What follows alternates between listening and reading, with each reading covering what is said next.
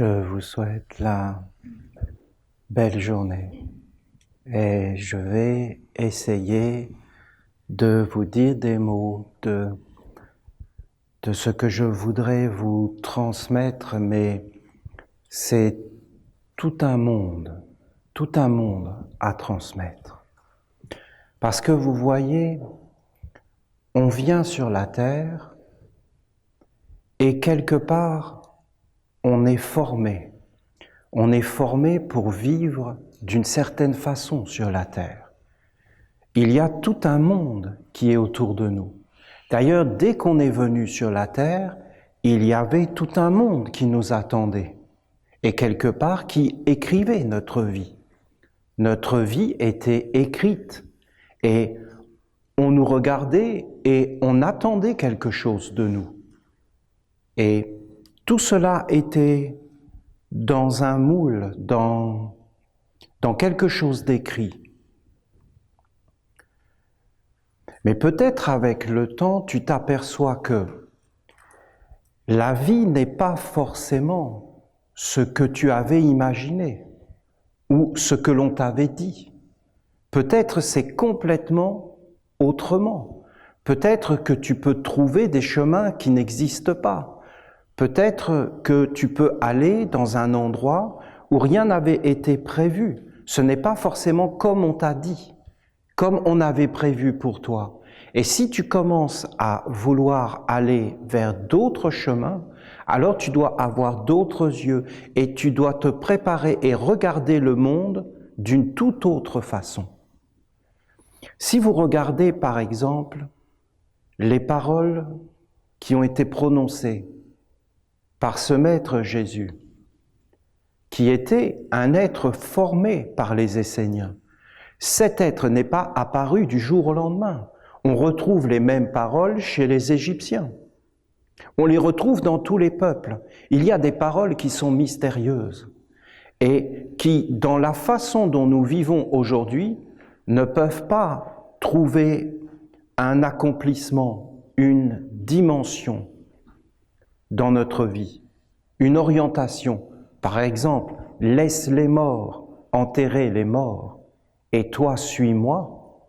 Cette parole est comme emplie de mystère. Elle est emplie de mystère. On ne peut pas comprendre ce qu'il dit. C'est comme s'il disait des choses qui sont incompréhensibles. Parce qu'on comprend qu'est-ce que c'est un mort, mais on ne comprend pas qu'il est mort, celui qui enterre le mort. De même, si un aveugle conduit des aveugles, ils tombent tous dans le trou. On sait très bien qu'est-ce que c'est qu'un aveugle, mais on ne sait pas qu'est-ce que c'est qu'un aveugle qui conduit un aveugle.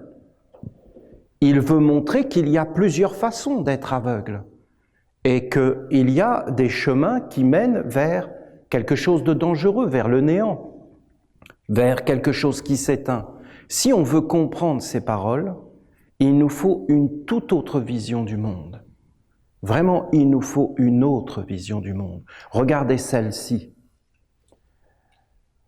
Si le corps est né de l'esprit, alors c'est une merveille.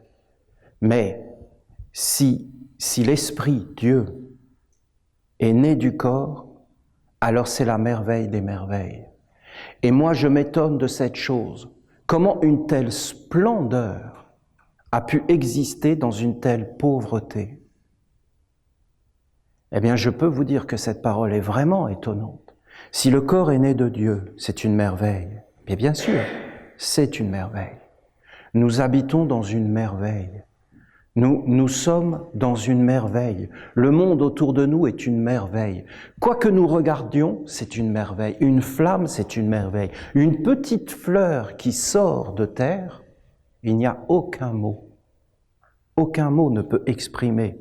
Personne ne peut comprendre cela. Nous n'avons pas l'intelligence, nous les hommes, suffisamment grande pour embrasser les univers, la création, les mondes, les immensités. C'est donc bien sûr une merveille, une splendeur. Nous habitons dans une splendeur. Nous n'avons pas besoin de chercher, est-ce qu'il y a un Dieu? Est-ce qu'il y a une intelligence supérieure? Notre corps en est la preuve. La démonstration évidente d'une splendeur et d'une grandeur. Mais si Dieu naît du corps, alors c'est la merveille des merveilles. Si Dieu naît du corps, c'est la merveille des merveilles. C'est-à-dire que tu as un corps, mais si tu en fais n'importe quoi, alors ça devient n'importe quoi. Mais si de ce que tu as, tu le conduis vers la grandeur, alors tu vas vers la grandeur. Alors vous voyez, ce monde-là, tout autour de nous, qui nous a formés aujourd'hui, il ne nous a pas forcément conduits dans l'intelligence de ses paroles. Parce que ce n'est pas son but de dire de passer son temps à regarder les fleurs, de passer son temps à regarder son corps, de passer son temps à étudier. Non, la vie passe très vite et nous sommes comme pris dans des forces et dans des mondes. Et il y a en réalité beaucoup d'illusions et de mensonges dans tout cela. Mais nous ne voulons pas le voir, ou alors nous ne pouvons pas le voir. Ça nous est tous arrivé de nous tromper. Tous, ça nous est arrivé. Ça nous est tous arrivé à un moment de notre vie d'être persuadés d'une chose, quitte à faire un pari. Mais dans un pari, il faut qu'il y en ait un des deux qui perde. Et pourtant, les deux sont convaincus, et les deux sont sincères, et les deux sont prêts à parier. Et puis d'un seul coup, tu vois que c'est toi qui avais tort. Et tu es bien obligé de le reconnaître. Tu avais tort. C'est donc étonnant, la vie. On peut très bien avoir tort en étant persuadé d'avoir raison. Alors vraiment, il faut s'éveiller, il faut regarder, il faut être humble, il faut essayer de comprendre le monde. Il faut, en fin de compte, se faire un corps. Mais il faut avoir beaucoup de points de vue. On ne peut pas avoir qu'un seul point de vue. Ça prend du temps, ces choses.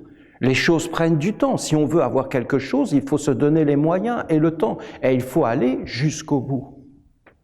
Alors, on nous a raconté beaucoup d'histoires, beaucoup de contes à dormir debout, que les enfants naissaient dans les choux, les garçons et les filles dans les roses, et toutes ces choses, que c'était la cigogne qui apportait. Et on nous a dit beaucoup de choses, qu'il y a une vie après la mort, qu'il y a un Dieu qui nous aime et qui nous protège. Et on nous a dit toutes ces choses avec des violons, qu'il ne nous arriverait rien, qu'on était des êtres bénis, que le mal n'existait pas à la limite. Il y avait tous ces enseignements spirituels, alors que tout le monde entier nous montre que c'est le contraire. Et qu'il y a des pièges, il y a des aveugles qui conduisent les aveugles, il y a des êtres qui accomplissent des œuvres qui ne sont pas conformes avec un monde supérieur. Et que ce n'est pas parce qu'on vit dans la splendeur, il y a les lois de la splendeur. Et si on n'est pas en harmonie avec ces lois, eh bien, en fin de compte, en définitive, eh bien, on n'est pas invité dans ces mondes. Le corps est une merveille. Bravo. Bravo. Mais si toi, tu fais naître la merveille du corps, alors c'est la merveille des merveilles. Mais si tu ne fais rien naître de ce corps, eh bien, tu n'as rien. Et tu ne rencontreras rien, parce que tu rencontreras uniquement ce que tu as mis au monde. Oui, mais je viens de Dieu. Oui, mais tu ne peux pas y retourner maintenant, parce qu'à partir du moment où tu en es sorti, tu ne peux plus re-rentrer. Essaye de re-rentrer dans le ventre de ta maman. Une fois que tu es sorti, tu ne peux plus re-rentrer. C'est fini, c'est réellement terminé. Et on peut raconter tout un tas d'histoires à dormir debout, c'est terminé. Et nous vivons un monde où quand c'est terminé, c'est terminé. Il y a un commencement, un milieu et une fin. Et c'est ça, notre monde.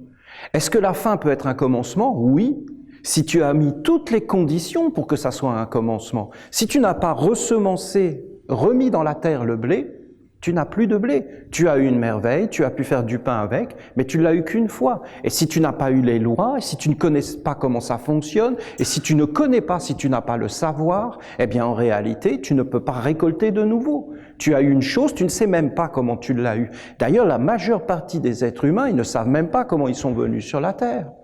Je n'ai pas demandé de naître, moi. Vous les voyez, les réponses? Oui, mais mon avis, tu habites dans une splendeur, dans une merveille, mais tu dois engendrer la merveille et la splendeur. Quand vous regardez cette merveille, vous voyez qu'il y a... J'ai posé mon introduction. Vous me permettez maintenant d'essayer de toucher quelques points qui ne sont pas du tout comme on imagine, parce que j'aimerais bien vous expliquer le chemin des Esséniens. On y va? Alors écoutez tout à fait gentiment, avec une grande douceur, mais sans forcément que tout soit parfait, c'est une méditation. Il faut réellement prendre le temps d'étudier. Bon, mais c'est déjà fait. Ah, ça c'est fort, hein? C'est fort. Bon, non, laisse-le, ça va être bien.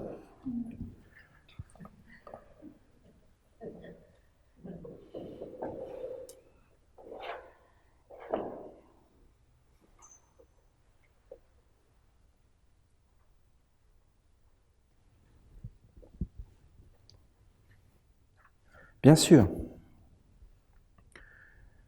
Vous voyez, laisse les morts, c'est-à-dire le recyclage. Le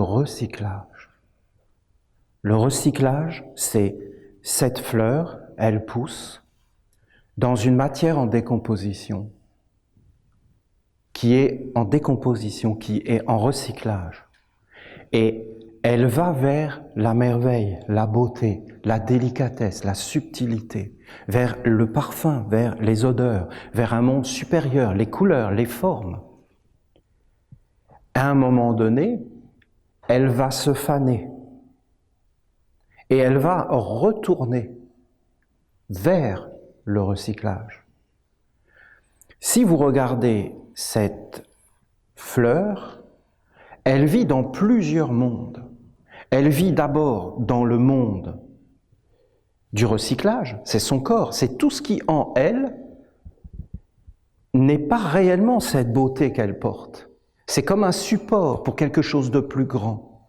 Vous voyez, nous les hommes, quand nous allons la regarder et qu'elle va faner, et qu'elle va retourner vers la terre et qu'elle va être digérée de nouveau, parce qu'elle ne meurt pas, eh bien nous pouvons être envahis par un sentiment de tristesse.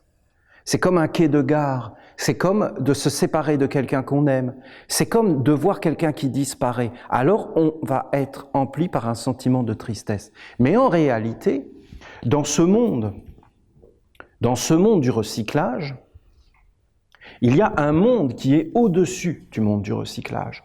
Et ce monde qui est au-dessus du monde du recyclage, c'est la mort. Et la mort, c'est un au-delà, dans le sens que il y a une vie dans la mort. La mort, c'est pas ce qu'on imagine, dans le sens que il n'y a pas de mort, c'est quelque chose qui n'existe pas. Rien ne peut disparaître. Tout se transforme en permanence, rien ne s'éteint. Si tu éteins une lumière quelque part, elle s'allume ailleurs. Il y a toujours des mondes. Mais ce monde de la mort, c'est juste une façon de regarder, une vision. C'est une façon de vivre. En fin de compte, c'est assez étonnant à dire, mais la mort est une façon de vivre. Juste une façon de vivre. La mort, c'est quelque chose qui est apparu dans le monde, qui a été créé. Elle n'existait pas forcément. Il y a des êtres, ils ne connaissent pas la mort.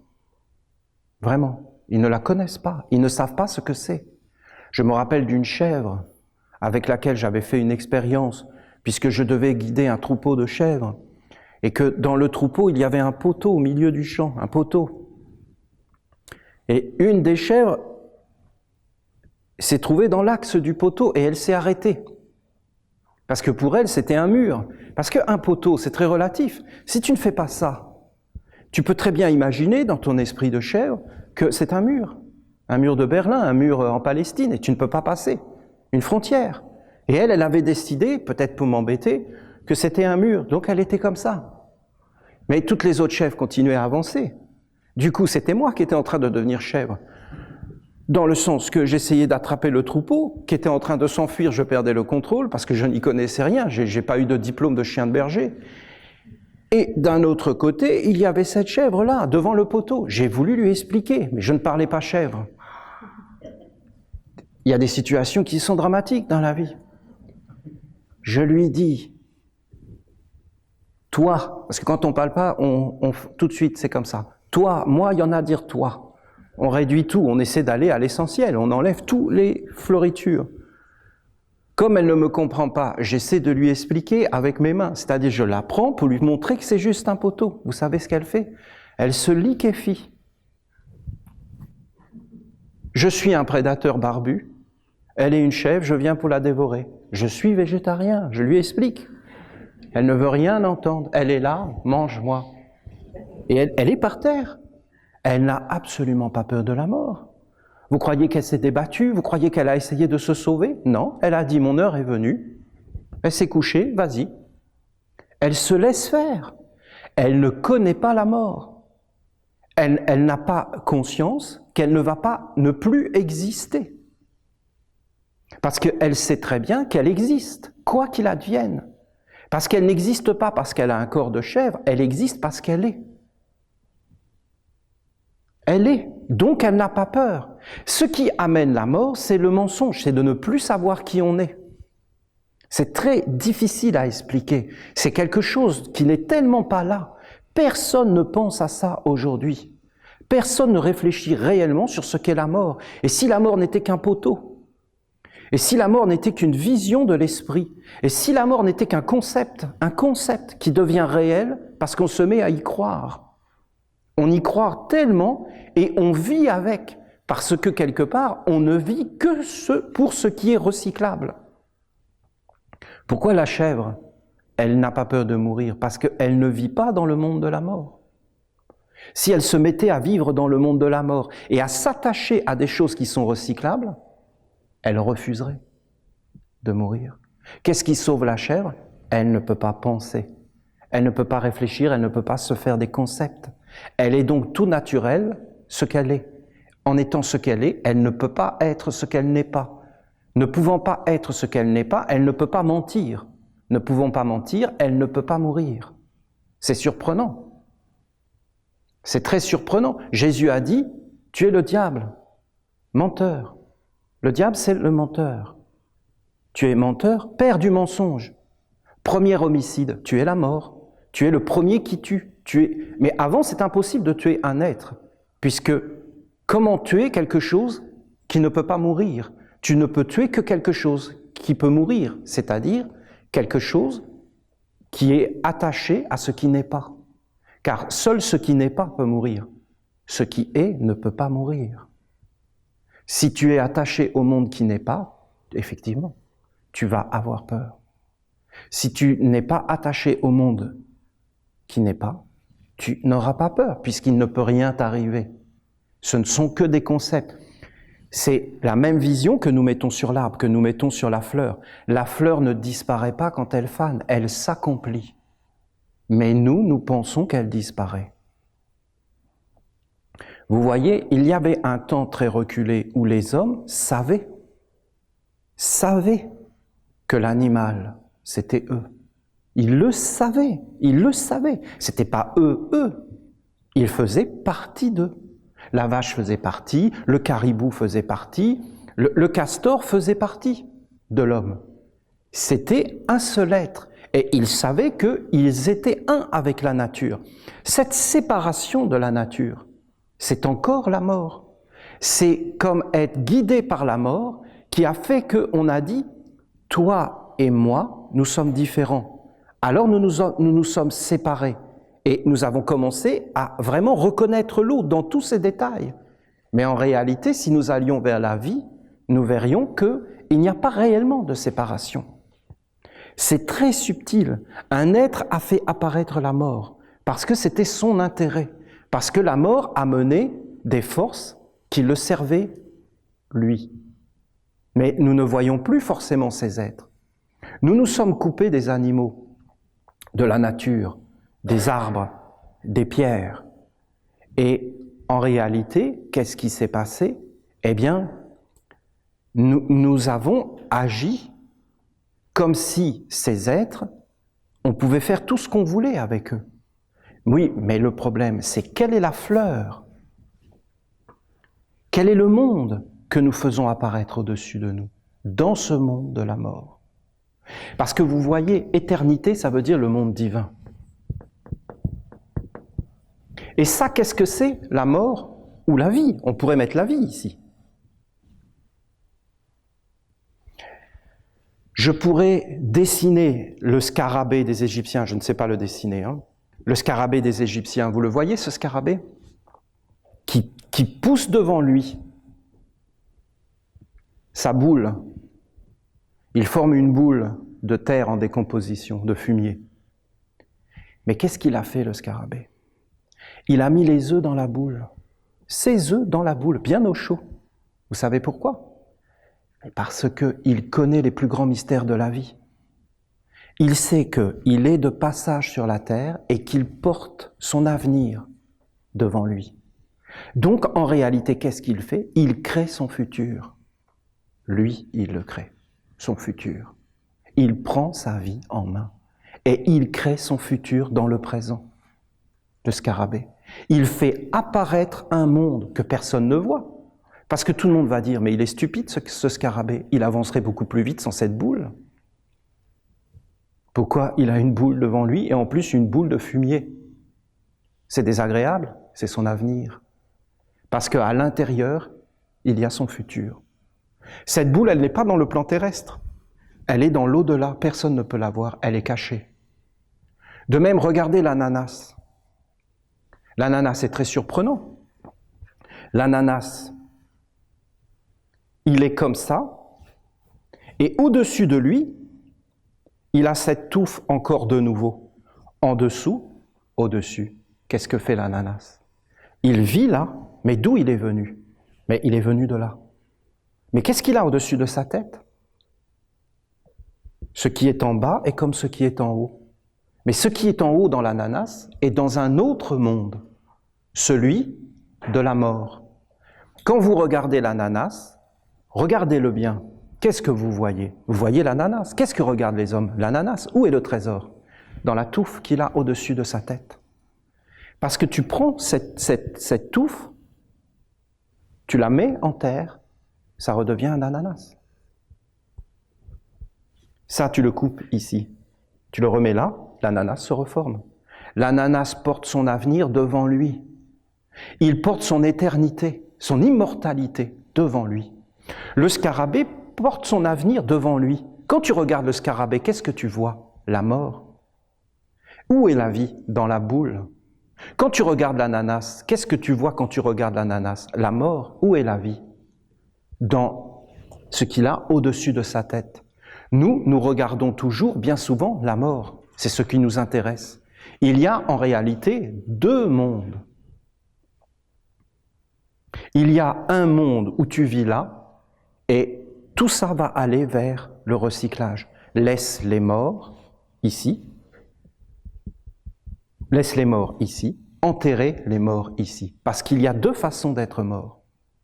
Il y a la première façon, le recyclage, il y a la deuxième façon, ici. C'est la coupure avec le monde divin.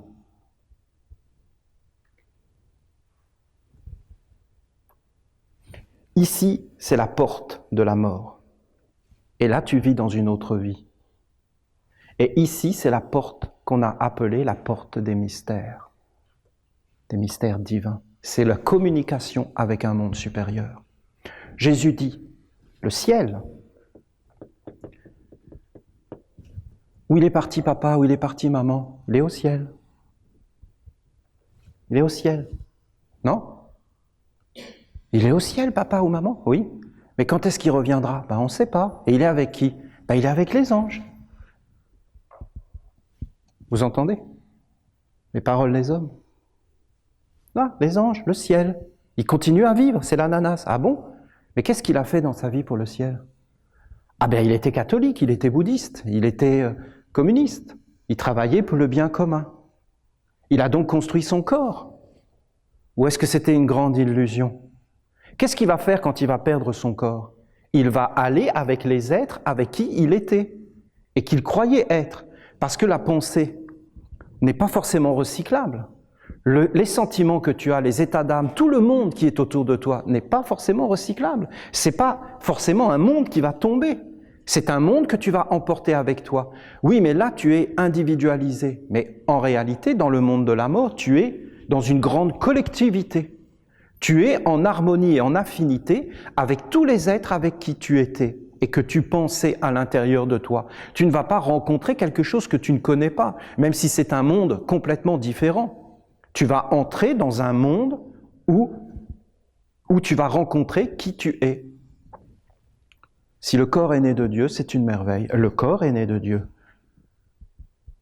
C'est une merveille.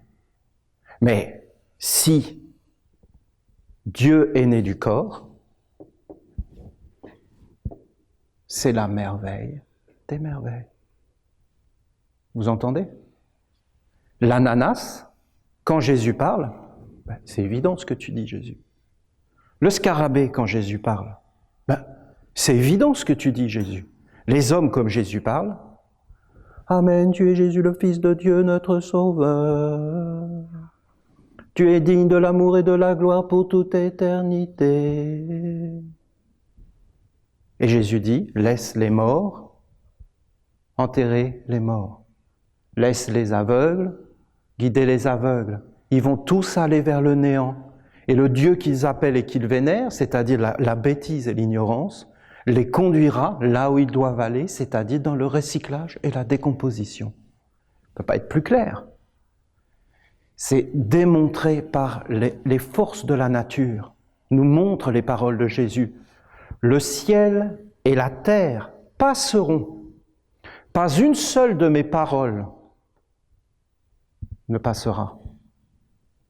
Parce que Jésus vivait dans l'éternité. Il avait atteint ce monde des mystères. Il avait atteint l'autre pôle, le pôle de l'éternité. Il construisait sa vie sur des bases solides.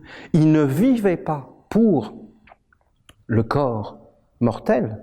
Il se servait du corps mortel pour faire apparaître le monde divin. Parce que quand on regarde cela, qu'est-ce qu'on voit? Je vais vous dire, c'est très simple.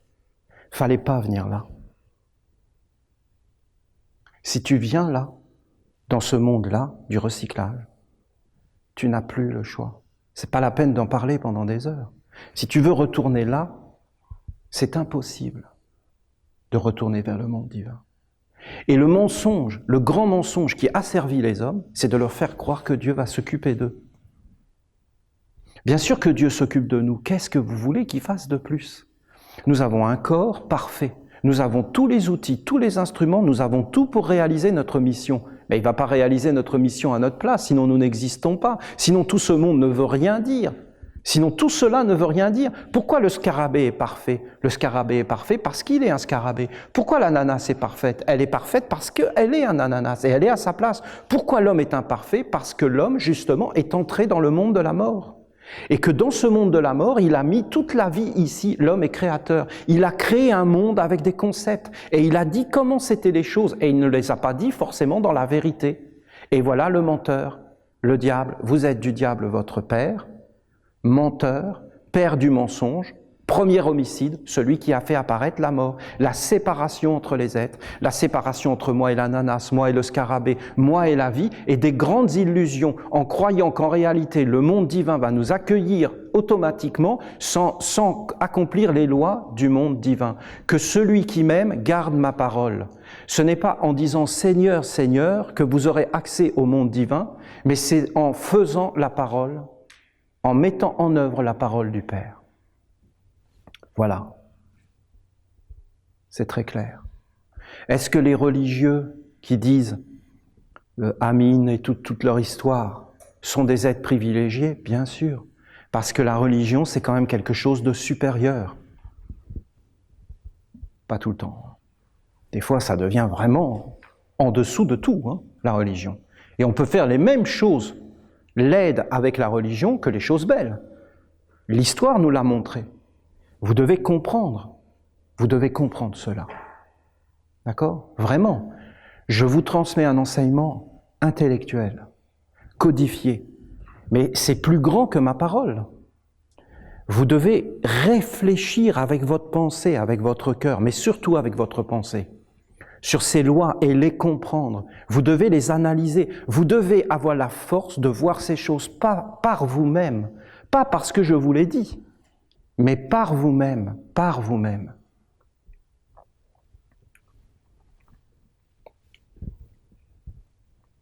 Comment ça se passe? Vous avez ici la porte de la mort. Vous avez ici la porte de la vie. La mort, la vie. Jésus a dit, je suis le chemin. La résurrection des morts et la vie qui est au-dessus de tout. La vie appartient au Père, éternellement.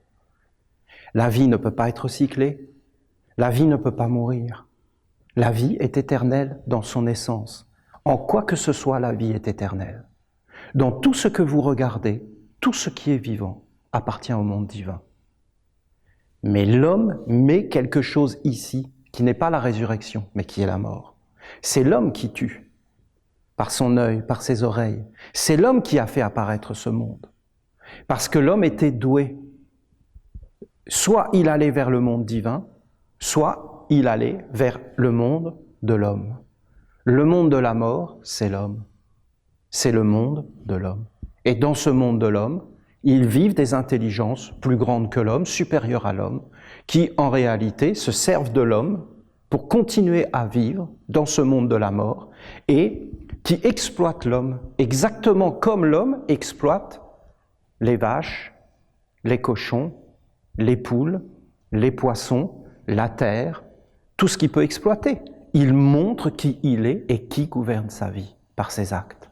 Et il montre quel futur et quel avenir il est en train de créer et quelle semence il met dans son avenir.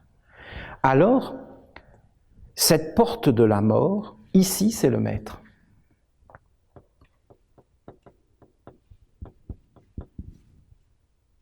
Qu'est-ce que c'est un maître? Un maître, un envoyé, un élu.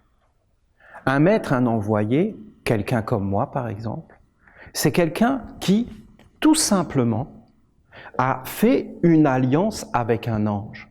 Parce que vous voyez, dans le royaume de la vie, vous avez les anges, vous avez les archanges, c'est-à-dire les grandes lois divines, vous avez les dieux, et vous avez au-dessus encore le monde du Père. On ne peut rien en dire. On ne peut rien en dire sur le Père. Vous avez le monde du Père. La seule façon que nous avons de retourner vers le Père à partir du moment où nous sommes descendus jusque-là, c'est de le recréer. Vous entendez? Je ne peux pas être plus clair. Vous devez faire apparaître Dieu. Sainte Marie, mère de Dieu. Mère de Dieu. Sainte Marie, mère de Dieu. Mais ça veut dire quoi? Soit ça veut dire qu'on est complètement stupide et que c'est une bêtise tellement énorme qu'on est en train de raconter vraiment n'importe quoi. Comment Marie pourrait être la mère de Dieu? Comment c'est possible? D'ailleurs, c'est une origine de guerre. Les Juifs et les musulmans refusent cette parole. Marie ne peut pas être la mère de Dieu. Sainte Marie, mère de Dieu.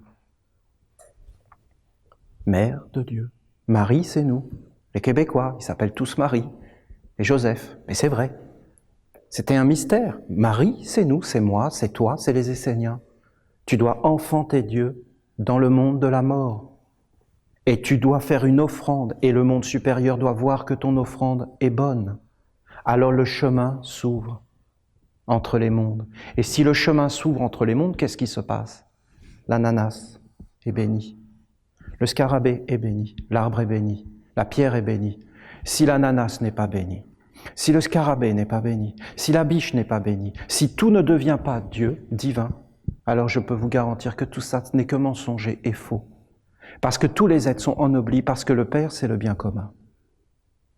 Il ne va pas favoriser un être, un groupe d'êtres qui soi-disant le prierait. Non mais est-ce que vous vous rendez compte, le malade mental, le Père? Le Père est un débile, un malade mental, voilà ce qu'ils nous disent.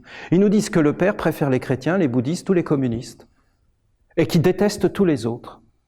Et que le Père, ce qu'il veut, il a créé tout ce monde de souffrance uniquement pour qu'on l'adore et qu'on s'agenouille devant lui. C'est un grand malade. Mais c'est pas le Dieu vivant, c'est le Dieu des hommes.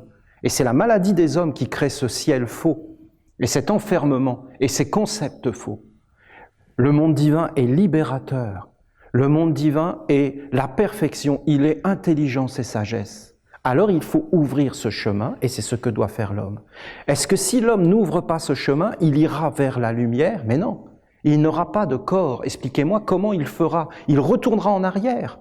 À partir du moment où tu vis dans un corps, même si tu te réincarnes dans un autre corps, si tu ne ramènes pas ta mémoire avec toi, ta vie là, elle sera perdue. Et ta vie dans l'au-delà, elle sera perdue. Est-ce que tu vas continuer à vivre? Oui, et alors? Tu te rappelles quand tu étais un enfant? Ben oui, tu vivais. Tu vivais dans le même temps et dans le même monde? Non. Quand on est un enfant, on n'a pas le même temps. Un enfant ne vit pas le même temps qu'un vieillard. Et alors? Tu es mort? Non. Est-ce que tu es mort? Oui. Est-ce que tu es mort? Non. Tu continues à vivre, mais qui vit en toi? Est-ce qu'il y a le savoir? Est-ce qu'il y a tout ça? Qui guide les hommes vers cette pauvreté? Qui guide les hommes vers ce malheur? C'est pas des aveugles, c'est des voyants. Et c'est des exploiteurs. Ils se servent de l'homme comme l'homme se sert de la vache. Qu'est-ce qu'on peut leur dire? On fait les mêmes actes qu'eux. Donc, en réalité, vous avez ce chemin. D'accord? Qu'est-ce qui se passe ici? Vous avez un maître. Qu'est-ce que fait le maître? Il a une alliance avec un ange. Ah, Olivier, je parle avec les anges tous les jours de ma vie. Les anges me disent quoi cuisiner le midi, comment je vais avoir une place de parking, est-ce que mon compte en banque est garni ou pas. Mais les anges m'avertissent de tous les problèmes que je vais avoir dans ma vie. Oui, ils sont là. Si un jour tu te réveilles, ici ou là, tout ça, ça va s'évanouir comme une bulle de savon. Il n'y avait rien derrière, aucun ange, rien du tout. C'est pas parce que tu te regardes dans le miroir et que tu dis je suis le plus beau ou la plus belle que c'est vrai. Il y a une vérité. Tu peux la masquer, tu peux inventer des choses. Mais la vérité est la vérité. Elle est plus grande que toutes les opinions des hommes. Elle ne demande même pas ton avis. Elle se moque totalement de ce que tu peux faire ou croire. Soit tu es en accord avec elle, soit tu n'es pas en accord avec elle. C'est tout. C'est tout. Si tu n'es pas en accord avec elle, tu n'as pas de corps de vérité. Tu ne peux pas prétendre à vivre dans son monde. Si tu t'es fait un corps pour aller vers la vérité, une offrande, et que ta vie a été une offrande à la vérité, alors bien sûr, tu pourras aller. Hein? Délivre-nous du mal. Ne nous soumets pas à la tentation. Pardonne notre offense. Donne-nous le pain de ta sagesse, le pain, le chemin, que nous soyons sur la terre comme au ciel. Seule ta volonté. Ton règne, ton nom doit être sanctifié. C'est beau, vous ne trouvez pas? Vous le voyez, le christianisme? Vous sentez qu'on est en train de s'en approcher 2000 ans après de la compréhension de ce qui nous a été dit par Jésus? Alors, qu'est-ce que fait le maître? Le maître, c'est un mystère, hein, parce que comment le reconnaître? Le maître, il crée un corps, et son corps, c'est dans le corps de la mort, c'est le corps du maître. Et qu'est-ce qu'il fait, le maître? Il va amener des symboles et des écritures. Il va prononcer des paroles. Il va faire des actes, il va faire des chants, il va faire des choses. Et il va les poser là, dans ce monde de la mort. Et qu'est-ce que fait l'élève qui est là? Il doit entrer par la porte de la mort, dans le corps du maître, c'est-à-dire, en fin de compte, ce que je vous ai déjà expliqué, la loge. Les francs-maçons connaissaient ces secrets. Parce que si vous regardez bien quand il fallait entrer dans la loge, eh bien, il y avait le cabinet de réflexion, ils devaient faire leur testament, et ils étaient devant un squelette, devant un cercueil, et on leur présentait des symboles, par exemple le sablier, le temps qui passe, et des choses, et ils devaient réfléchir, parce qu'ils devaient rendre vivants les symboles. Ils entraient dans la loge, et quand ils entraient dans la loge, en réalité, qu'est-ce qu'ils faisaient? Ils entraient dans le monde de la mort, c'est-à-dire dans quelque chose qui allait vivre après leur mort. Ils vivaient après leur mort, avant d'être morts. Et ils posaient tout leur futur. Bien sûr qu'au bout d'un moment, ils se sont fait attraper parce qu'il n'y a plus de maître. N'ayant plus de maître, ils n'ont plus d'alliance. N'ayant plus d'alliance, ils n'ont pas pu garder l'esprit des symboles. La lettre tue. Seul l'esprit vivifie. Ce n'est pas le Dieu des morts, c'est le Dieu des vivants. Il faut qu'il y ait un vivant. Il était vivant dans Abraham, il était vivant dans Isaac, il était vivant dans Jacob. C'est le Dieu des vivants. Qui était Abraham? Qui était Isaac? Qui était Jacob? Le maître de la loge. Le maître de la loge. Celui qui rend vivant tous les symboles. Ce que je suis en train de faire devant vous. Vous ne le voyez pas? Je prends les paroles de Jésus, je les rends vivantes. Vous comprenez? Pourquoi? Parce que je suis un homme supérieur? Non. Parce que ce sont des lois et que je suis dans une tradition sacrée et qu'il y a un monde supérieur, les anges, les archanges au-dessus, et que ces êtres ne font pas de la guimauve autour du feu pour nourrir une sentimentalité malade de gens qui veulent être juste rassurés parce qu'ils ont peur, parce qu'ils savent au plus profond d'eux que leur vie n'est pas conforme et qu'ils vivent dans le monde de la mort. Alors on invente toute une salade pour leur dire « Mais non, t'inquiète pas, Dieu t'aime, vis comme tu veux et fais ce que tu veux. » Ça n'a aucun intérêt tout ça. Et à la fin, qu'est-ce qui t'arrive? Tu t'aperçois que c'était des menteurs parce que tu avais de l'intérêt. Alors ils vont te parler de dignité, de respect de soi, d'estime de soi, d'amour de soi, et ils vont te conduire sur tout ce qui n'est pas la dignité, tout ce qui n'est pas l'amour de soi, ni le respect de soi. Et ils vont apporter le contraire de toutes les paroles qu'ils disent ici. Alors après, tu n'as plus rien. Si tu n'as plus rien, tu es faible. Si tu es faible, tu es à la merci. Si tu es fort, si tu es vivant par toi-même, si tu penses, si tu as tous tes outils et tes instruments en toi, tu es puissant, tu es posé sur la terre, tu agis. Tu deviens un créateur de ta vie. C'est pas quelque chose pour asservir. C'est pas une croyance. Ce sont des outils qui ont été mis à notre portée. Nos mains, nos yeux, nos oreilles que nous devons récupérer, car le corps du Maître, c'est notre corps.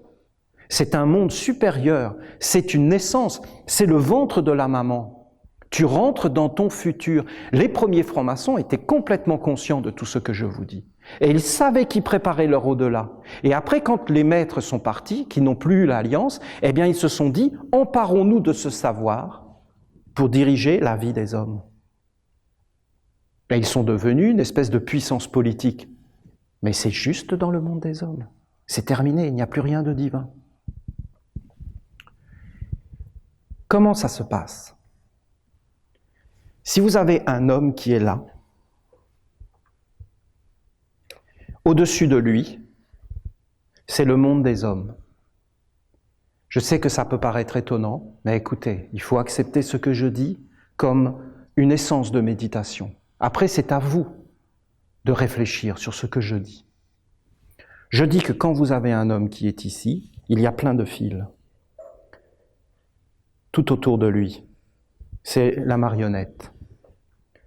Et qu'en réalité, cet homme marionnette, on lui dit « va à droite, il va à droite, va à gauche, il va à gauche », pense de cette façon, il pense de cette façon, et c'est une intelligence qui est là, et cette intelligence qui est supérieure et qui se cache, c'est pas du tout le monde qu'on croit. Comment ça se passe ? D'abord, il y a une vie collective autour de toi, que tu le veuilles ou pas, c'est comme ça, et tu appartiens à cette vie collective. Quand tu vas naître, par exemple, tu vas naître au Québec, eh bien, tu vas te présenter devant le Québec.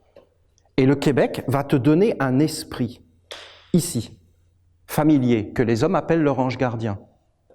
Et cet esprit familier qui va être donné par le Québec. Par exemple, tu es français, ça sera donné par la France. Tu es américain, ce sera donné par l'Amérique.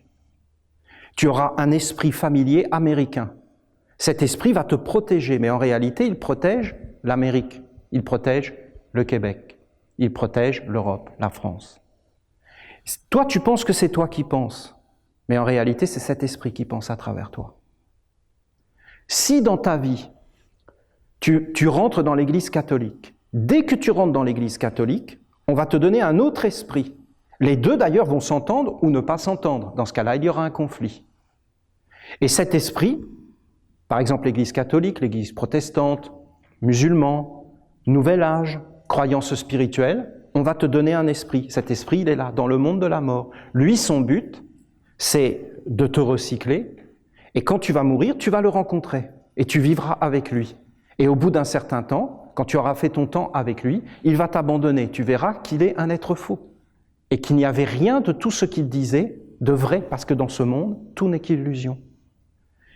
À partir du moment où tu n'es plus relié avec un monde supérieur. Donc, tu te réincarneras et tu auras tout oublié. Et tu recommenceras ta vie. Tu es exploité, mais tu n'as plus ton âme.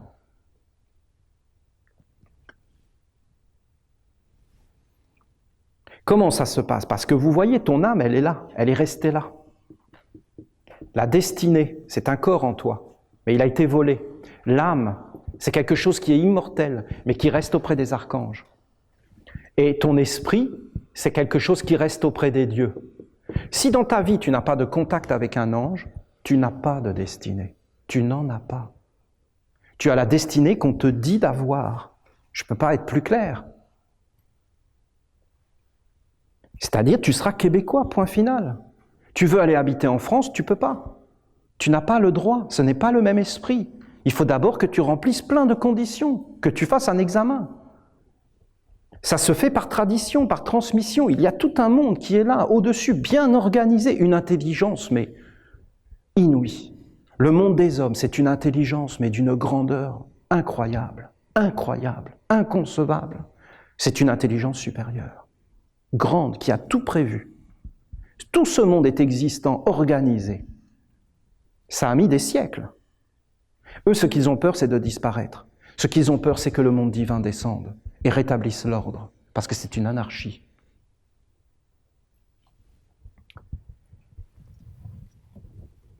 Si tu rencontres un maître, il est là, le maître.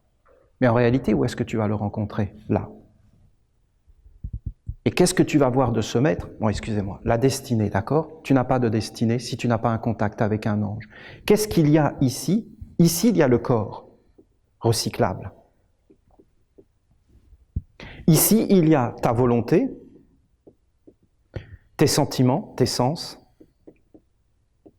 ton intelligence, ton œil. Ton œil, tes sens, ta volonté, tes corps subtils.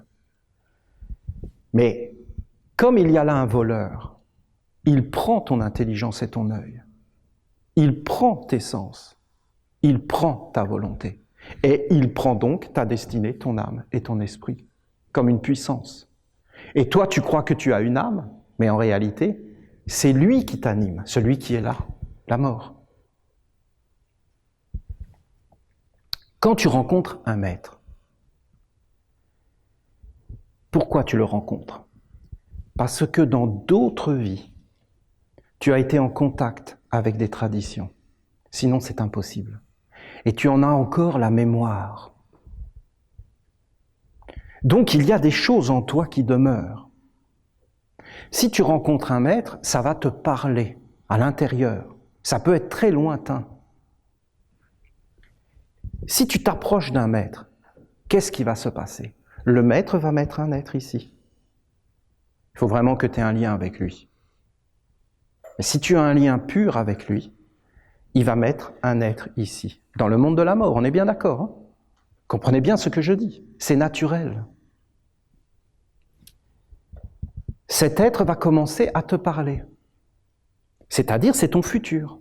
Mais tu peux très bien le laisser tomber. Tu peux le mélanger avec celui des catholiques, celui des bouddhistes, en disant je retrouve des similitudes.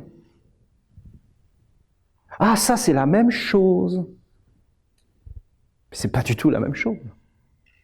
Il y en a un, c'est mort, et il y en a un autre, c'est vivant. Pas vivant parce que l'homme est supérieur, vivant parce qu'il y a réellement le monde derrière. Vous imaginez bien que quand c'est le pape qui parle, ou si c'était Jésus, c'est pas la même parole. Et c'est quoi la différence? On n'est pas des machines. Jésus, il a une destinée dans la lumière. Il n'a pas une destinée dans les ténèbres. Et pourquoi il a une destinée dans la lumière? Parce qu'il est en contact avec un ange. La vie commence là. Je suis le chemin, la résurrection, la vie. Je suis venu pour que vous ayez la vie. Nous ne vivons pas. Laisse les morts enterrer les morts. Laisse les religieux, laisse les spiritualistes, enterrer les matérialistes. Toi, suis-moi. Moi, je suis la porte ouvrant sur les mystères ici. Ici, là, dans le faux, je connais tout. Je connais la flamme, je connais les fleurs, ça c'est un arbre, ça c'est un être humain. Celui-là il est intelligent, celui-là il est bête. Vous comprenez? Tout ça c'est faux. Personne ne connaît la flamme. Dieu seul connaît. Dieu seul a le savoir. Aucun homme, aucun être n'est supérieur à ce monde divin. Mais ils sont là arrogants, croyant tout savoir, mélangeant tout, compliquant tout, polluant tout, de façon à ce qu'on ne puisse même plus avoir un chemin sous nos pieds, qu'on soit complètement perdu. Mais c'est ça qui nous attend. Qu'est-ce que c'est cet endroit-là? Qu'est-ce que c'est ça? Ça, je vais parler de moi maintenant. Ça, c'est ce que je vous ai apporté. C'est un des plus grands cadeaux qu'on puisse faire. Je vous ai apporté la ronde des archanges. C'est un symbole, c'est une écriture. Est-ce que c'est vivant? Non, c'est mort. On est bien d'accord. Comment vous voulez que je fasse, moi? C'est mort. C'est à vous d'entrer dans la résurrection. Moi, je ne peux pas faire plus que de vous apporter la ronde des archanges. Quand vous avez tenu la corde de la ronde des archanges, qu'est-ce que je vous ai dit? Prends un ange. Quel est cet ange? C'est une vertu, je vous ai dit. Vous savez, il y a des hommes là, tout autour de nous, sur toute la terre, qui vivent avec des anges. Vraiment. Et ils n'ont pas d'enseignement spirituel. Il y a des hommes, même, ils ne croient même pas en Dieu, mais ils sont avec des anges. Vous les voyez débordants de bonté, vous n'en avez jamais vu. Débordants de bonté, de gentillesse. Vous voyez pas que c'est en train de disparaître, tout ça? Vous voyez pas que la société technologique est en train de tout détruire? Que les gens vont même plus dire bonjour ni merci, qu'ils n'auront même plus de chaleur à l'intérieur d'eux, et que c'est en train de disparaître. Donc, par une alliance avec un monde supérieur, je vous ai dit de prendre un ange. Mais c'est pas un ange. C'est un ange qui vient d'un homme. D'accord? Vous comprenez bien la subtilité? Il faut que vous compreniez. Est-ce que cet être est réel? Oui, il est réel, il est autour de vous. Est-ce qu'il va vous protéger? Bien sûr. Est-ce qu'il y a un ange qui est derrière? Bien sûr. Cet ange qui est derrière. Pourquoi cet ange est derrière? Parce qu'il a vu que l'homme qui était ici avait une alliance avec le monde des anges et le monde des archanges. Donc ils acceptent. Mais vous pensez bien que jamais un ange va descendre là-dedans. Il va descendre à partir du moment où tu as fait ta boule et ton corps. Alors il va descendre. Parce qu'il sera en sécurité, en confiance. Il va voir que c'est dans une loge, que c'est dans un cadre, que c'est dans un espace, que c'est dans une intelligence et que c'est pas dans la grande bêtise du monde des hommes. Comment ça se passe? Je vous ai dit d'abord, rentre dans la ronde des archanges. Il y a deux catégories d'êtres. Il y a ceux qui vont entrer dans la ronde des archanges pour X raisons. Et qui vont en sortir. Ceux-là, quand ils vont mourir, peut-être, ils vont avoir un éclair de conscience de voir qu'en réalité, quand ils se sont approchés de cette ronde des archanges, c'était un trésor. Et ils vont voir un capital dans le monde de la mort immense. Parce que on ne peut même pas décrire avec des mots la puissance de la ronde des archanges dans les mondes supérieurs. Parce que vous comprenez bien que là-dedans, tout est mort. Tout est mort. Et qu'il suffit d'une seule goutte de la vie, l'élixir de la vie éternelle, immortelle. Ça a une valeur inouïe. Vous allez voir d'ailleurs qu'on va de plus en plus parler des anges et de toutes ces choses, parce que les Esséniens sont sur la terre et le travail. Alors vous avez toutes les forces qui vont vouloir voler ce savoir pour l'emmener dans la mort. C'est comme des rapaces, ils veulent déchiqueter tout ce qui est vivant, s'en nourrir de tout ce qui est en décomposition. Ils veulent tout conduire vers la décomposition. Alors ces êtres, quand ils vont se réincarner, ils vont tout oublier. Mais quand ils vont se réincarner, quand ils rencontreront un maître, comme par exemple ils auront touché la ronde des archanges, alors ils se diront « Waouh, ça me parle, ça me dit quelque chose ». Mais ils ne sauront pas pourquoi, ils n'auront plus aucune mémoire. La ronde des archanges, une fois que tu es entré, et ouvrez vos oreilles, c'est ta vie. Tu ne peux plus réellement en sortir. Vous entendez? Je vous dis les choses telles qu'elles sont. Parce que si tu en sors, immédiatement ils arrivent et ils te volent tout ce que tu as et tout ce que tu as accumulé. C'est comme l'ananas, si elle enlève ça, ben c'est fini. C'est comme le scarabée, s'il enlève sa boule et qu'il la laisse, ben c'est fini. Il n'a pas le choix. C'est sa vie. Ta vie, tu dois la choisir. Ta vie, tu dois la faire avec intelligence. Tu dois aller jusqu'au bout. Mais alors, c'est tellement fort ce monde des hommes qui te font toujours croire. Tu peux revenir en arrière. Ah, ça, c'est vraiment leur grande théorie. T'inquiète pas, tu peux revenir en arrière. Mais il n'y a rien derrière. Derrière, il n'y a rien. Regardez, nous avons été faits toujours pour aller de l'avant. Si tu vas en arrière, tu es dans la marde, comme vous diriez, vous les Québécois, dans la marde. Ça, c'est poli. Alors, je le dis, c'est poli. Vous êtes dans la marde. Derrière, c'est la marde.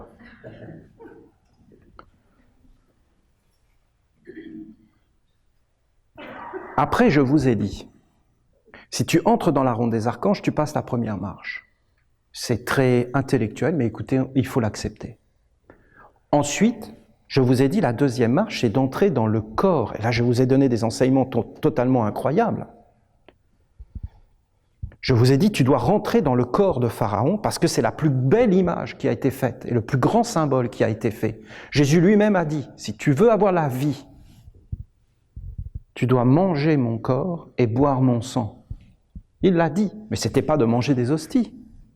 C'était d'entrer dans l'intelligence et dans la résurrection de sa propre vie. Dans ce corps de Pharaon que tu dois rentrer, il y a les 4 corps, le nom de la mer, les 5 sens, les 6 lunes. C'est-à-dire que tu dois te former un corps, réellement un corps. Tu dois refaire ton corps. Qu'est-ce qui se passe? Il faut réellement que tu aies les 4 corps. Il faut réellement que tu aies le nom de la mer, ça, c'est la naissance.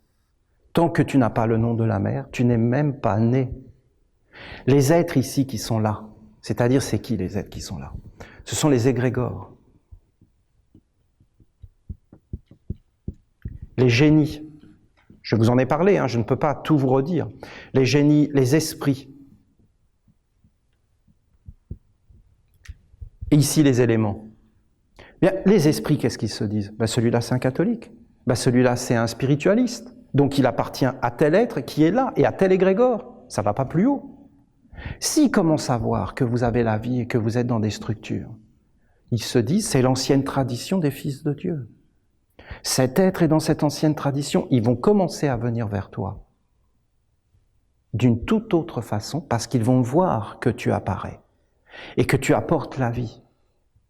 Parce qu'on doit apporter la vie. On est ce qu'on fait. Tu dois donc vraiment faire tes 5 sens et tu dois vraiment faire tes 6 lunes. Et là, écoutez, on a tellement bien travaillé parce que c'est la première fois qu'il y a un aussi grand nombre et qu'on essaie de faire ce passage qu'on est en train d'essayer d'ouvrir. Et c'est pas forcément facile ce qu'on est en train de faire. Et on ne maîtrise pas tout, vous comprenez? On ne maîtrise pas tout. C'est pas un savoir qu'on possède à la perfection, c'est un savoir qu'on redécouvre en le faisant. Il faut accepter ça. On ne peut pas faire autrement. Quand tu es ici, tu dois te présenter au bout de 6 lunes, si tu as tes 5 sens, tes 4 corps, le nom de la mer. Tu dois te présenter à la porte des mystères. Mais ce n'est plus l'ange de la ronde des archanges. Parce que l'ange de la ronde des archanges, c'est un ange qui vient d'un homme. Non, tu te présentes devant ton ange, qui est le gardien de ta destinée à toi, ce que tu ne connais pas, et qui est le protecteur surtout de ton âme. Parce que quand on a dit que l'ange était l'ange gardien, d'accord? C'est pas l'ange gardien de la mort, du recyclage. La majeure partie des hommes aujourd'hui, faites une étude. Dites-leur, tu as un ange gardien. Oh, j'étais en voiture. Un être m'a fait une queue de poisson, la voiture est partie, j'ai vu une lumière apparaître. Il a pris le volant à ma place. Il a redressé la voiture, mais des témoignages comme ça, surtout dans la spiritualité des Américains. Mais alors, vous envoyez à l'appel. Ah donc, l'ange est là pour garder ton corps. Bien sûr que c'est important, le corps. C'est une merveille. Mais en réalité, c'est le temple de l'âme. C'est l'ange gardien de ton âme. De ton âme. De ton âme. Est-ce que l'âme veut qu'il y ait un corps? Bien sûr, c'est une émanation de l'âme. Sans l'âme, il n'y a pas de corps. Il faut donc enlever tout ce chemin usurpé et retrouver ta destinée. Comment ça se passe dans nos mystères? Eh bien, tu te présentes devant la porte et tu dois appeler l'ange. Et l'ange, il doit venir. Si l'ange vient, ça veut dire que toi qui es là, ici, au-dessus de ta tête, dans ton ciel, c'est Pharaon, c'est le Christ, c'est la lumière, vrai. Alors l'ange va accepter de descendre pour un fils de la lumière, une fille de la lumière. Il n'acceptera pas de descendre pour un fils des ténèbres et une fille des ténèbres. Qu'est-ce que c'est un fils des ténèbres et une fille des ténèbres? C'est un être qui est mal formé. Je suis désolé, je suis direct. Mal formé, l'ange ne descend pas. Si tu n'as pas le corps, l'ange ne descend pas. On ne va pas se présenter devant un ange sans respect. Le minimum, c'est d'avoir le respect. Donc il faut absolument être parfaitement nettoyé, bien formé, bien éduqué, bien préparé. Quelle est la tâche d'un homme comme moi? C'est de vous guider vers ça. D'accord? Mais vous devez faire ce que je vous dis. Si je suis un professeur de piano, et vous dites non, moi je préfère jouer avec des gants de boxe, ça ne va pas durer longtemps notre histoire. Qu'est-ce que vous voulez que je fasse? Que je vous explique pendant des heures qu'il faut enlever les gants? Ben, je le ferai. Je le ferai, je répéterai, je répéterai, je répéterai. Mais tant que vous n'écouterez pas ce que je vous dis, mais à la perfection, en comprenant que je suis un technicien, eh bien, c'est de la chirurgie. C'est des lois, c'est pas des rêves, c'est des lois précises, de pensée, d'organes. Alors, en réalité, tu dois enlever tes gants de boxe.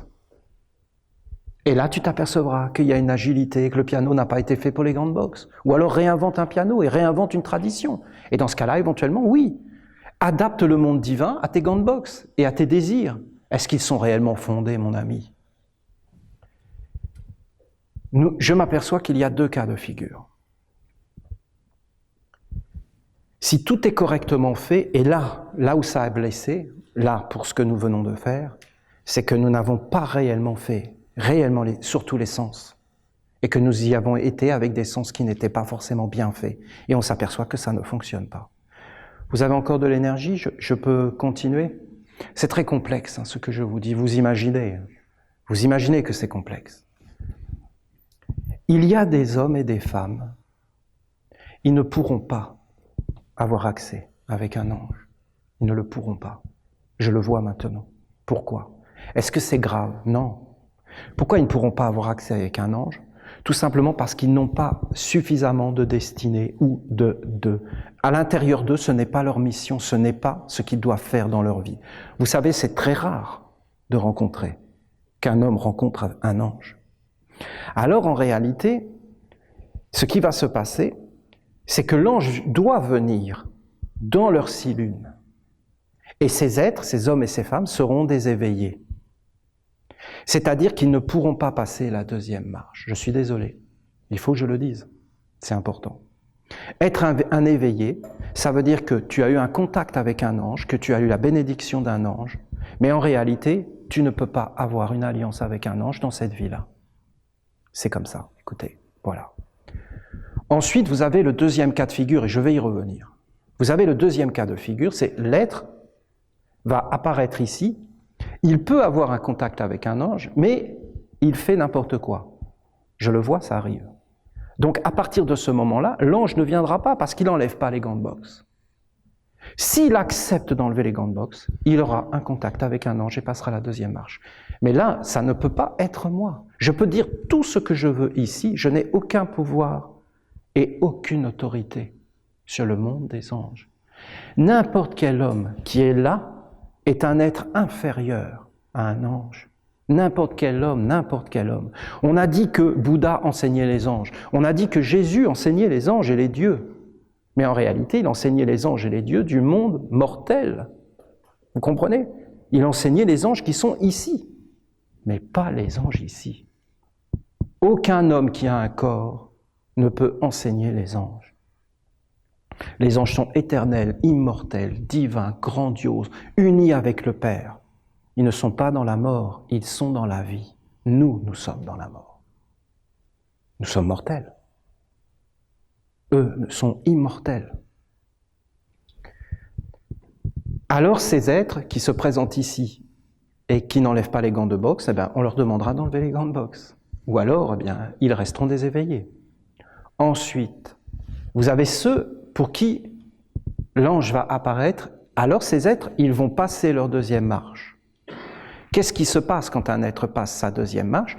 Vous vous rendez compte que tout ce monde qui est là et qu'on a appelé les démons, tous ces êtres qui sont là vont refuser que cet homme leur échappe. Donc, cet homme doit prendre des engagements, mais c'est à vie. Parce que comment vous voulez qu'après les avoir nargués et leur avoir montré qu'il allait être indépendant alors qu'ils sont des dieux qui vivent dans une sorte d'immortalité, eux aussi, des êtres beaucoup plus intelligents que l'homme, des êtres qui dirigent l'humanité tout entière. Vous croyez que ces êtres vont accepter qu'on les humilie et qu'on aille vers un ange et qu'après on retourne vers eux? Il faut le savoir, ces choses. Croyez pas que c'est des rêves, tout ça, c'est réellement vrai. Donc, en réalité, ici, il faut faire une séparation des mondes. Et ça, ces enseignements vous seront donnés en temps et en heure, quand vous serez devant ces mondes, alors on vous montrera comment faire. Ce qui se passe ici, quand tu as fait cette initiation, alors tu as passé la deuxième marche, on te demandera de passer la troisième. Et la troisième, c'est de maîtriser sa vie, de prendre en main la baguette et de prendre les choses en main. On te demandera de faire une œuvre pour la lumière. Pourquoi? Parce que quand tu as l'alliance avec un ange, les égrégores, les génies, les esprits, les éléments vont commencer à t'obéir, à t'aider. Et comment? Et par exemple, tu dois aider la forêt. Ton ange te dit, ta destinée c'est d'aider la forêt. Eh bien, tu dois montrer que tu tiens cette baguette et tu dois faire l'œuvre. Par exemple, moi, mon ange, quand je l'ai rencontré, il m'a dit, tu dois faire une maison d'édition. Je me rappelle maintenant que je vous emmène vers ce chemin, je comprends des choses que je n'avais pas compris avant. Moi, quand j'ai rencontré l'ange, j'ai pas réellement passé la deuxième marche. J'ai été un éveillé. Moi, un éveillé. L'ange, il n'a pas voulu s'associer avec moi. J'étais pas bien formé. J'étais pas clair. J'étais pas bien éduqué. C'était pas évident, j'avais pas de maître qui connaissait ses secrets. Donc, en fin de compte, mais j'étais quand même dans une tradition. Donc, c'est cette tradition qui m'a permis que l'ange descende, sinon il serait jamais descendu. Et il n'a pas voulu s'approcher de moi parce que j'étais pas assez pur. Alors il m'a juste dit, fais une maison d'édition, et il a regardé ce que j'allais faire. Et j'ai mis des années. Pourquoi? Mais parce que j'étais pas suffisamment clair. Mais au bout d'un moment, j'ai fait plier ces êtres.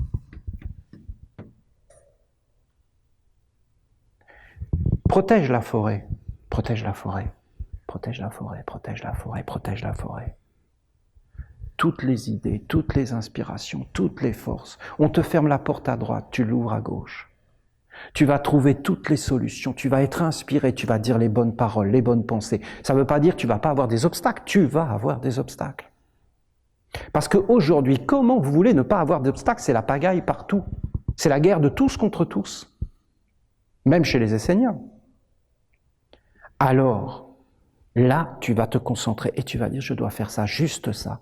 Et une fois que tu as réalisé l'œuvre, et que tu l'as posée, et qu'elle existe par elle-même, alors je peux te dire que l'œuvre va montrer à l'ange.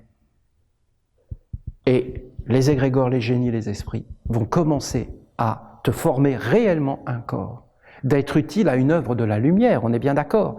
Parce que le problème aujourd'hui, c'est que tout amène les hommes vers le bas. Tous les hommes veulent sauver leur vie, le peu qu'ils ont.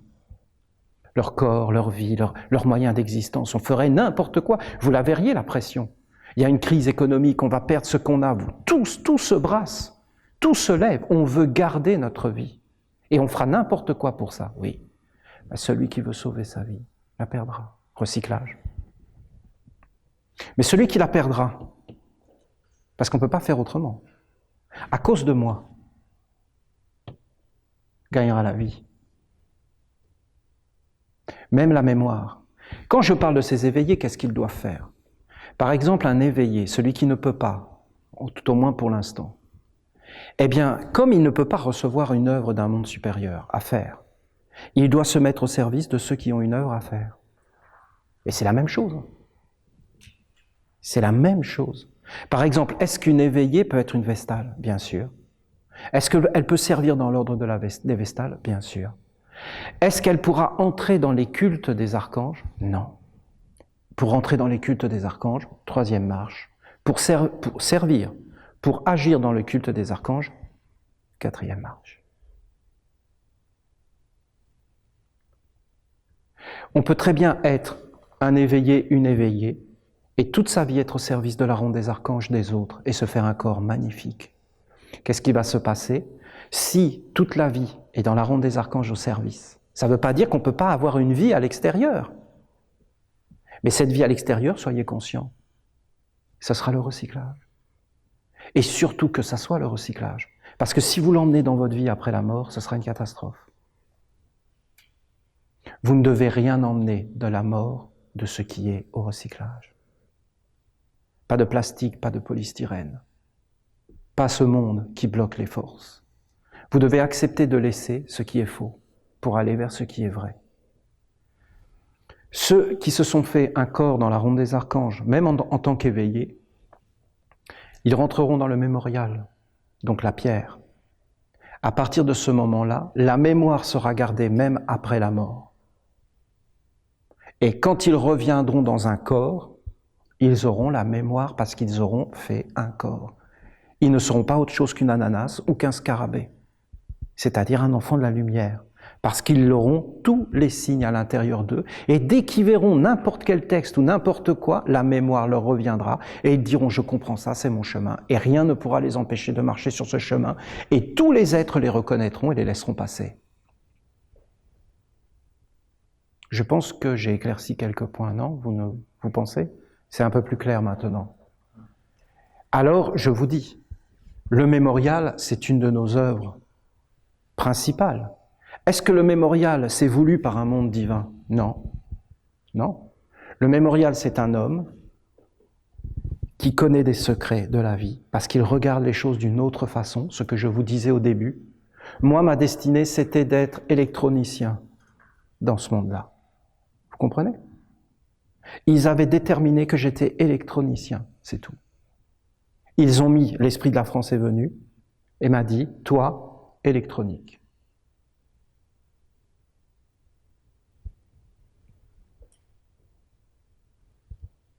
Vous comprenez? Mais j'ai pris ma vie en main. Et j'ai été vers mon chemin. Avec des oppositions, mais énormes. Qu'est-ce que tu vas devenir? Comment tu vas vivre? Mais il me parlait. Mais Olivier, c'est juste des pensées, c'est juste des inquiétudes. Oui, des pensées, des inquiétudes ici, mais ici, c'est des mondes qui te parlent. Si tu n'as pas les réponses, ils s'acharnent. Si tu as les réponses, ils te laissent passer. Si tu ne sais pas quoi leur répondre, ils te sautent dessus et ils ne te lâchent plus. C'est terrible. Regardez, c'est la vie entière qui est comme ça. Regardez, le monde entier est dans ce que je vous dis là. Nous sommes en train d'ouvrir un chemin. Nous devons être une communauté. Nous devons être solidaires les uns des autres. Nous devons être une famille. Nous ne devons pas nous juger. Nous devons nous entraider. Il n'y a pas de grade ni d'être supérieur à un autre être dans notre enseignement. Je ne me considère pas moi-même, qui suis quand même au sommet, supérieur à n'importe lequel d'entre vous. Alors si moi je ne me considère pas supérieur, je ne vois pas en quoi vous pouvez vous prétendre supérieur. Non? Ça ne tient pas la route, cette histoire-là. Je vous le dis que je ne suis pas supérieur. Et je ne me considère pas une seule seconde comme étant supérieur. J'ai juste une capacité et je me sers de cette capacité pour faire une œuvre. Mais c'est une œuvre ensemble. Aucun homme ne peut faire une telle chose. Alors vous voyez l'avenir. Des loges bien faites, dans lesquelles nous ferons entrer des hommes qui seront dans nos symboles, qui seront activés dans ces mondes-là pour faire une œuvre qui ira vers des mondes supérieurs, pour que les hommes retrouvent leur destinée, leur dignité, leur âme. Ça s'appelle l'éducation de l'humanité. Dans cette éducation, un chemin plus restreint d'êtres qui vont gravir des marches et qui vont être des piliers pour poser les œuvres et qui vont, comme l'ananas ou le scarabée, engendrer leur futur, non pas à travers ce que le monde des hommes donne, mais à travers un monde supérieur en intelligence divine et pas l'intelligence supérieure du monde des hommes. Ça vous paraît clair? Est-ce que vous avez des questions? Oui?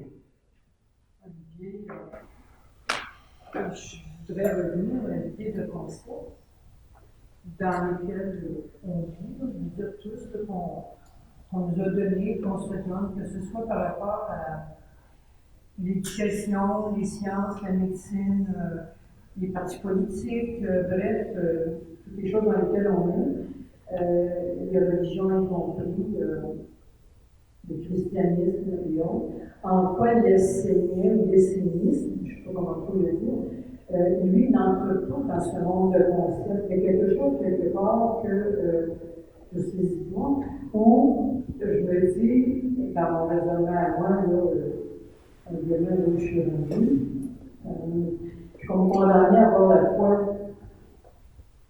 Et comme je ne veux pas être condamné à avoir la foi, nécessairement, il faudrait que je dise quelque chose d'un petit peu plus. Donc, je ne sais pas où est la clé de ça, où elle se trouve, c'est dans le Dieu. Bien sûr que l'essénien, il est dans des concepts. Parce que vous comprenez, à partir du moment où nous sommes descendus dans un corps, il y a réellement ce monde qui est là. Là. Et qu'est-ce que c'est ce monde? C'est un monde entre les mondes. C'est ça, un monde entre les mondes. Comment vous voulez que nous soyons divins alors qu'il y a la mort, la décomposition? Il ne peut pas y avoir de mensonge dans le monde divin. C'est impossible. Il ne peut y avoir que la vérité. Nous vivons dans des mondes où il y a la dualité. Nous avons un chemin, nous avons un commencement, un milieu et une fin. Nous avons une conscience qui est liée à des moments de la vie, ce qui est complètement impossible dans le monde divin. De même, nous portons en nous un système de digestion, c'est-à-dire que nous digérons les choses. Vous n'avez pas vu comment il nous faut du temps même pour comprendre des choses dans la vie. Il nous faut les répéter, et au bout d'un moment, on les comprend. Dans le monde divin, c'est un savoir direct. C'est l'éternité ici. L'éternité. Ici, voyez bien, c'est le monde du Père. Ici, c'est le monde du Fils, de la fille, de la tradition. Et ici, c'est la mer. Qu'est-ce qu'il y a dans la mer? Il y a les animaux, les végétaux, les minéraux. Le monde de la mort, c'est le monde des concepts. Le problème, c'est qu'il y a deux maîtres. Il y a le maître qui dit « mais ici, c'est génial ». Parce que qu'est-ce qu'il y a ici? Rien. Donc, qu'est-ce que je peux y mettre? Bien tout. Minéraux, végétaux, animaux. Vérité. Pourquoi? Ils vivent avec la mer. Ils sont vrais. D'ailleurs, aujourd'hui, les hommes sont de plus en plus morts. Les animaux, les végétaux, les minéraux sont la seule source d'existence. Si tu veux avoir la vie, c'est vers eux qu'il faut aller. Là, il y a le Fils. Mais le Fils doit être le fils ou la fille du Père et de la Mère. Le Père, c'est les anges, les archanges et les dieux. Le Fils est au centre. L'homme est créateur. Voilà le grand problème. Créateur de quoi? De concept. Créateur de concept. Et qu'est-ce que fait l'homme? Eh bien, ici, il dit Dieu, c'est ça. À partir de ce moment-là, c'est écrit. Les pierres, les minéraux, c'est ça. Et il crée. Mais il crée pourquoi? Mais parce qu'il veut asservir. Est-ce que les femmes ont une âme? Ça a été la grande question, ça a été le débat de l'Église catholique. Ça aurait été jamais le débat chez les Gaulois. Les Gaulois, c'était évident, les femmes avaient une âme. C'est même pas la peine d'en parler. Pourquoi on se met à en parler? Parce qu'il y a des intérêts cachés derrière. Est-ce que les Noirs sont des humains ou des animaux? Ça a été une question débattue par l'Église catholique. Pourquoi? Si les Noirs sont des humains, ce sont des chrétiens, ils ont une âme. Si les Noirs sont des animaux, ils n'ont pas d'âme. On peut donc leur mettre la charrue et les faire tirer la charrue. L'esclavage, c'est beaucoup d'argent. C'était une main-d'œuvre. Donc, les Noirs n'ont pas d'âme. Les Indiens n'avaient pas d'âme. Vous comprenez? Mais est-ce que c'est vrai? Non, c'est un concept. Qu'est-ce qu'il y a derrière le concept? Une volonté.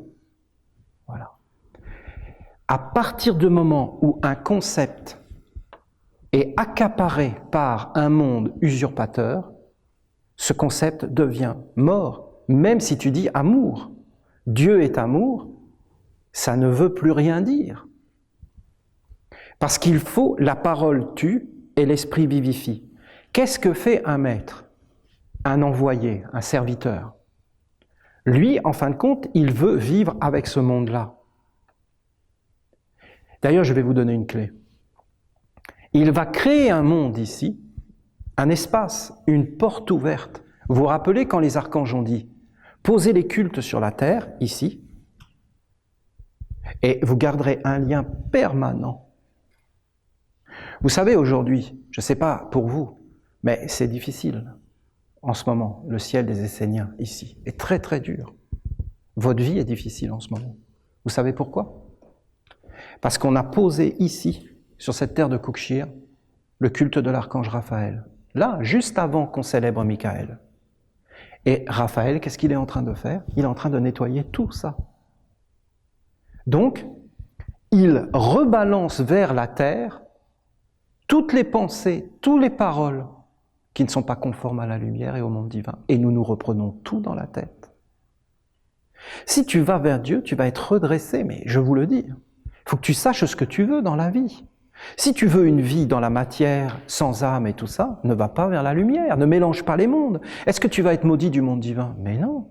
Tu peux très bien avoir une vie d'homme ici, vivre ta vie d'homme le mieux que tu peux, et après mourir et disparaître. Et alors, où est le problème? C'est déjà pas mal.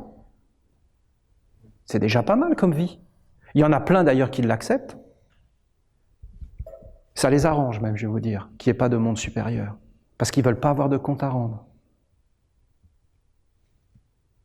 Moi, je vis ma vie. Et Dieu, je m'en fous. Où est le problème? Vous comprenez?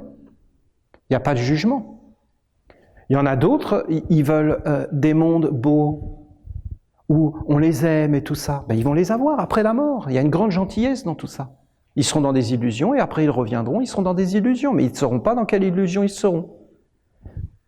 Donc en réalité, la clé ici, c'est de vivifier les symboles qui te sont présentés par un maître. Par exemple, tu dois aller jusqu'au bout. Par exemple, Adolf Hitler, qui est un des grands dirigeants de ces mondes ici, du monde de l'homme, c'est une des intelligences supérieures devant lesquelles les hommes s'inclinent. Il y en a très peu, César, Staline, Mao Tse-tung, Reagan. Eh bien, ces êtres-là, Qu'est-ce qu'ils font? C'était un gentil Reagan. Eh bien, qu'est-ce que font ces êtres-là?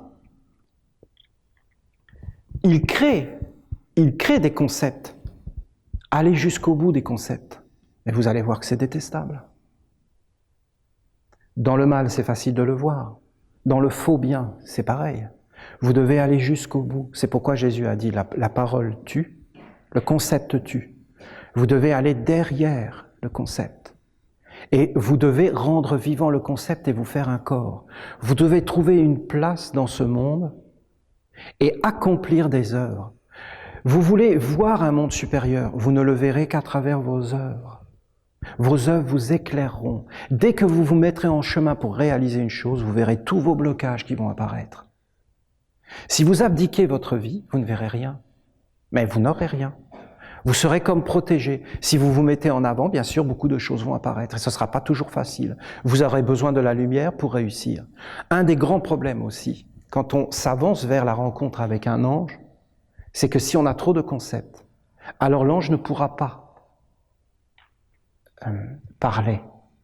Quand tu as un corps ici, c'est pas pour dire le corps est tout. Non, ton œil va voir quelque chose qui est plus grand que le corps. Tu dois voir quelque chose qui est plus grand que tous les concepts. Ce ne sont pas les concepts qui doivent diriger la vie, c'est la vie elle-même. Mais les concepts sont là pour la contenir, sinon on ne pourrait rien contenir. Alors bien sûr qu'il faut que les Esséniens aient des concepts. Je vous ai montré le chemin. L'étude, la dévotion envers le savoir, l'accomplissement des rites, les œuvres. Si vous entrez sur ce chemin, vous vous ferez un corps. Le Bouddha avait dit les 4 nobles vérités, mais aujourd'hui c'est dépassé. Les 4 nobles vérités que je vous donne, c'est celles-ci. L'étude, la dévotion, les rites, c'est-à-dire l'accomplissement de certains rites, et les œuvres. Que votre vie entière soit l'œuvre auquel vous croyez, bien sûr. Que l'intelligence que vous avez eue, il faut la mettre en action. Parce qu'aujourd'hui, c'est le grand problème. On va dire que c'est la paix, mais la paix, c'est un concept. La paix appartient au monde divin. Si on s'inclinait ici et qu'on était neutre devant la paix, en étant un vrai serviteur, c'est-à-dire avoir un corps posé, je peux vous garantir que la paix viendrait. Je vous donne vraiment une clé comment ça fonctionne. Vous avez 2 catégories. Pourquoi je vous ai dit, par exemple, qu'il y en a qui ne peuvent pas avoir un acte, une alliance avec un ange, parce qu'ils n'ont pas de corps. Est-ce qu'ils peuvent se faire un corps à l'intérieur de la nation essénienne, avoir un contact avec un ange? Pourquoi l'ange ne veut pas descendre? Parce qu'il sait, l'ange, que l'être qui est là ne pourra jamais affronter le monde des hommes. Il y a des êtres, ils ne peuvent pas. Parce que si tu as un contact avec un ange, il n'y a qu'un seul chemin qui s'offre à toi, et pas 30. Un, c'est la magie. Tu dois être un magicien. Parce que si tu as un contact avec un ange, tu vivras dans 2 mondes. Et si tu vis dans 2 mondes et que tu ne sais pas faire la magie, mais tu seras possédé, mon ami, possédé. La moindre pensée que tu ne vas pas contrôler, ces choses que tu ne sais pas contrôler à travers des symboles, à travers des œuvres, à travers le savoir que je vous amène, mais tu ne pourras jamais vivre dans ces mondes-là. Ça va te détruire. Ce ne sont pas des mondes de vie, ce sont des mondes de destruction. Beaucoup de choses dans la vie vous montrent, regardez dans la nature, vous avez les forces de la construction, vous avez les forces de la destruction. Regardez dans vos propres vies, vous n'avez jamais senti des forces de la destruction qui s'approchaient de vous? Analysez ces choses, ça peut être terrible si c'est multiplié. Ça peut vraiment devenir destructeur, mais vraiment. Et là, tout est détruit, vous ne pouvez plus rien contrôler. Il y a des forces qu'on ne contrôle pas. C'est pourquoi ces êtres doivent rester déséveillés, c'est une sagesse. Parce que s'ils entraient en contact avec ces forces, ils seraient détruits. Il y a des êtres qui ne peuvent pas affronter ces mondes de concepts. Parce que derrière les concepts, je peux vous dire qu'il y a de la haine, c'est incroyable. Regardez les protestants et les catholiques. Juste des concepts, une immaculée conception, un concept à l'origine immaculé. Vous avez vu le concept immaculé? La Saint-Barthélemy en France. On raconte dans les livres d'histoire que dans les caniveaux, c'était du sang qui coulait. Du sang qui coulait dans les caniveaux. Ah mais ça a marqué l'inconscient collectif de la France tout entière. La Saint-Barthélemy, ils ont égorgé je ne sais pas combien, femmes, enfants, hommes. Pourquoi? Pour la religion, pour un concept. Vous voyez les forces qu'il y avait derrière qui se sont affrontées ici. Et les plus forts ont gagné, conduisant au recyclage les plus faibles. Pour anéantir quoi? Des hommes? Non, des idées. Vous avez l'intelligence du monde de l'homme, dans toute sa splendeur. Et vous avez un monde supérieur d'anges et de pureté, c'est vers ce monde que vous devez aller. Mais si vous voulez devenir un magicien, il vous faudra affronter ce monde des hommes. Donc, il y en a qui resteront des éveillés, et il y en a qui arriveront à passer la deuxième marche, la troisième, la quatrième, peut-être un jour la cinquième, peut-être la sixième, ça veut dire la mer. Si nous passons la sixième marche dans notre nation, ça veut dire que la mer sera avec nous comme cette fleur ici, au milieu, là, comme vous avez aujourd'hui les archanges, avec vous. Vous avez un enseignement là, qui ne vient pas des anges, qui vient des archanges. Vous avez les archanges avec vous.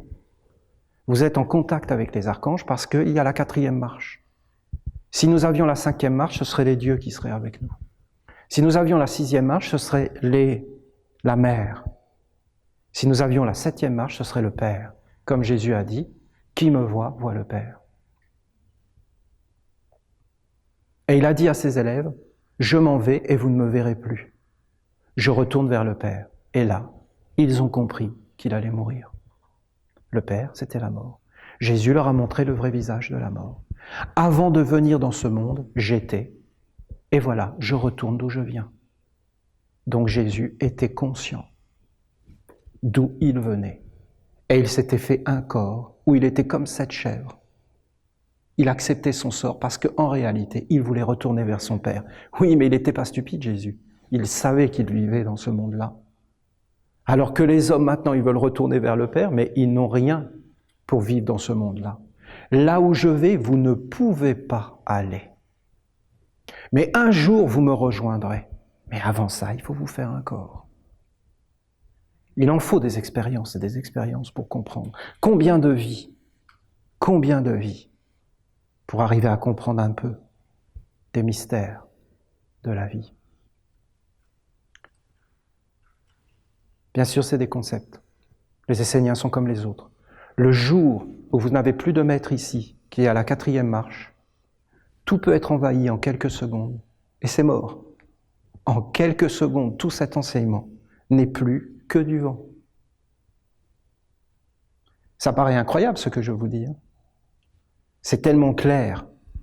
C'est tellement la victoire de cette tradition. Comment on pourrait, d'une telle clarté, amener une confusion? C'est pas les paroles, c'est même pas les écrits, c'est l'âme qui est derrière. Si nous n'avons pas une alliance avec le monde des anges, instantanément tout s'éteint. C'est comme le soleil qui part à l'horizon, c'est fini. Vous comprenez? La tradition doit être transmise de génération en génération. Pour ça, il faut réellement créer tout un corps et toute une organisation. Est-ce que vous imaginez la somme de travail qu'il a fallu pour en arriver là où nous en sommes aujourd'hui? D'arriver à vous enseigner toutes ces choses. Vous voyez bien qu'un homme, pour faire ça, il a consacré sa vie entière.